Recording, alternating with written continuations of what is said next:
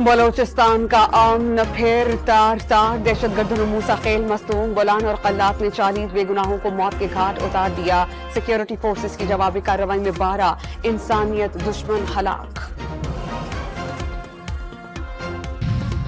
قلات میں دہشت گردوں کے ساتھ جھڑپوں میں شہید پولیس اور لیویز اہلکاروں کی نماز جنازہ۔ ریکروٹس ٹریننگ سینٹر میں ادا، شہداء کو چاق و چوبند دستوں کی سلامی۔ وزیر اعلیٰ بلوچستان کا سی ٹی ڈی پولیس اور لیویز کو جدید آلات سے لیس کرنے کا اعلان۔ سینٹرل پولیس آفس کوئٹہ کے دورے کے موقع پر واضح کیا کہ دہشت گردوں کو انجام تک پہنچایا جائے گا۔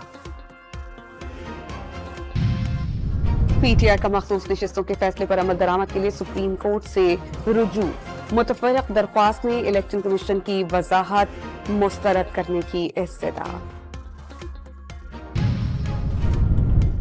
قومی اسمبلی کا 23 نکاتی ایجنڈے پر اجلاس کچھ دیر بعد ہوگا۔ پی ٹی آئی کی پارلیمانی پارٹی نے ممکنہ قانون سازی سے متعلق رد عمل کے لیے حکمت عملی بنائی۔